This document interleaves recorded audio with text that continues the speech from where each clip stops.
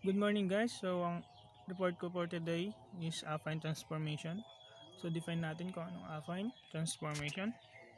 So affine transformation in Euclidean geometry. An affine transformation or an affinity from the Latin word affinis, which means connected with, is a geometric transformation that preserves line and parallelism but not necessarily distances and angles. So an image of a fern-like fractal like this na nakikita nyo, Barnsley fern. So that exhibits an affine self-similarity. Each of the leaves of the fern is related to each other leaf by an affine transformation. So for instance, the red leaf can be transformed into blue, both dark blue leaf and any of the light blue leaves by a combination of reflection, rotation, scaling, and transformation. Translation. So, affine transformation is an automorphism of an affine space. That is a function which maps an affine space onto itself while preserving both the dimension of any affine subspace, meaning that it sends point to point, line to lines, and planes to planes, and so on, and the ratios of the lengths of parallel line segments. Consequently, sets of parallel affine subspace remain parallel after an affine transformation. So, if X is the point set of an affine space, then every affine transformation on X can be represented as the composition of a linear transformation on X and a translation of X.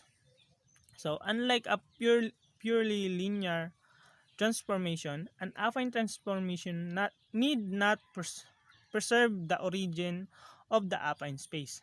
Thus, every linear transformation is affine, but not every affine transformation is linear.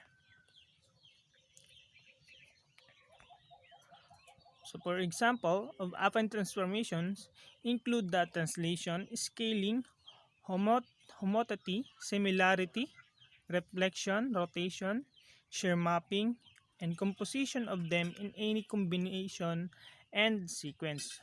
Viewing an affine space as the complement of a hyperplane or at infinity of a projective space, the affine transformation are the projective transformation of that projective space that leave the hyperplane at infinity invariant, restricted to the complement of the hyperplane.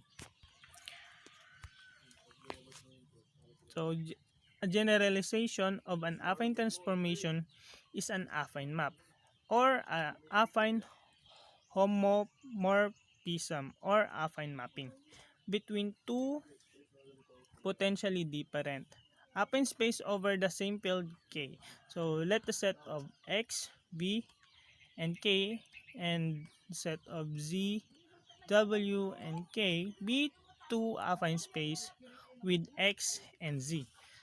The point sets and V and W, the respective associated vectors space over the field K. So a map F X prime and X I Z. So X prime and Z is an affine map if there exists a linear map